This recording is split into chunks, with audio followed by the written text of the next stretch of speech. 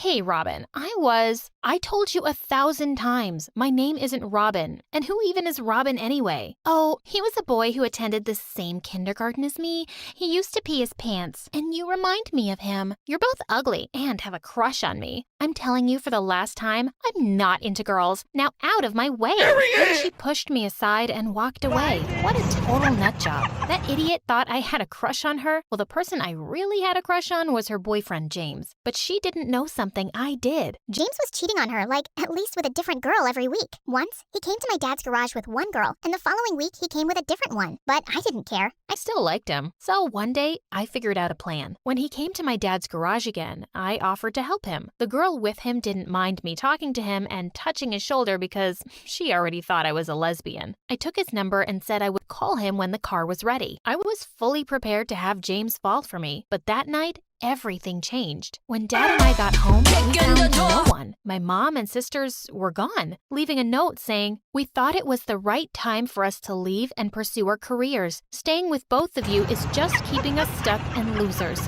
So goodbye." Honestly, I felt good and thought Dad would feel the same. But when I looked at him, he was crying. Then he collapsed and started sobbing. I knew I wasn't good enough for your mom. No matter how hard I tried, she would always look down on me. I hugged him and said, "No, Dad, you're amazing. My mom is stupid, and so are my sisters. We're going to be just fine, the two of us." But nothing was after that day. Dad went through a severe depression and stopped going to the garage. He never wanted to work there because it reminded him of Mom. I sometimes had to work instead of him to provide for us. So at school, I got so busy working and fixing other kids' cars that I forgot all about James and my crush on him. Until one day, he and his jerk girlfriend came to me. "Hey, Robin, me and James have been arguing since this morning whether this shirt is too revealing and attractive." James, the little cutie, is so jealous because a lot of guys were staring. But I keep telling him that I'm wearing too many clothes here. It's not my problem the guys are crazy about me. So, since you have a crush on me, I thought you can give an honest answer here. Do you think this is too attractive? I looked at her. Why did she even exist? She had gotten me on one of my worst days, so I said, "Oh my..." "Because he's cheating on you with half of the girls in school, and they are wearing way less clothes than you." Monica looked at me with her mouth open and said, "I didn't know you were this selfless. Trying to make me break up with my lovely James so you can have me? That's so lame." I would have punched her face, but then behind her back, I saw the new janitor, and I almost passed out. It was my dad. He smiled shyly at me, and before I could warn him, he introduced himself to Monica as my dad. She glared at me, and without replying to him, walked away. I couldn't help but groan. To be honest, I wasn't ashamed of my dad or anything, but having him as my school's janitor added more misery to my life, and that witch didn't leave me alone. One day during a class, I dozed off because I was super tired. Apparently, I was talking in my sleep, and I said a few words, and according to Monica, I was mentioning her name. God, this girl. She came to me and pushed my chair away. I fell on the ground and woke up terrified. "Can you stop being so obsessed with me? It's freaking me out." I was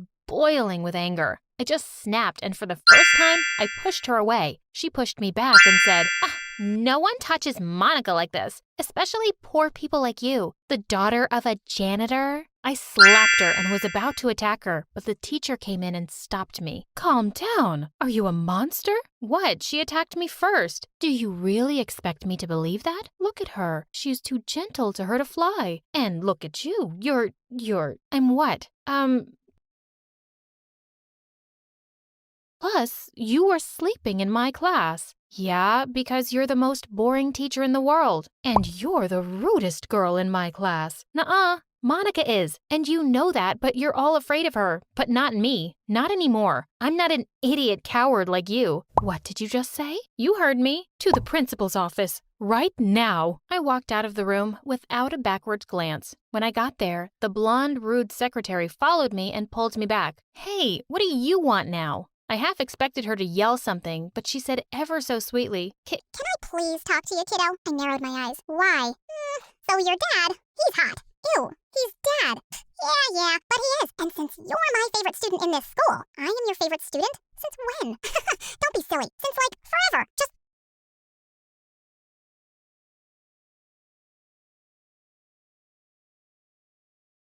Listen, let's get to the point. I don't know why you're here, but if you can get me a chance with your dad, I promise you won't face any problems with anyone here, especially Monica. You can forget she even existed. Well, honestly, that did sound like a good deal. Dad needed a new woman in his life, and I could take my revenge. Deal. And she let me go. And I didn't go to the principal's office that day or any other day in my life. Dad agreed to start dating the secretary after I begged him for the entire week. To my delight, though, he was genuinely happy with her. I couldn't be happier for him. One day, I got to school late, and when I entered the class, the teacher glared at me and told me to go to the principal's office. Then Monica said, I swear I was going to attack her, but the teacher probably read my mind and dragged me out of the classroom. When I got to the secretary room, she wasn't there. I supposed she was with Dad. I looked at her computer and it was and I saw it underneath, so I changed her grades.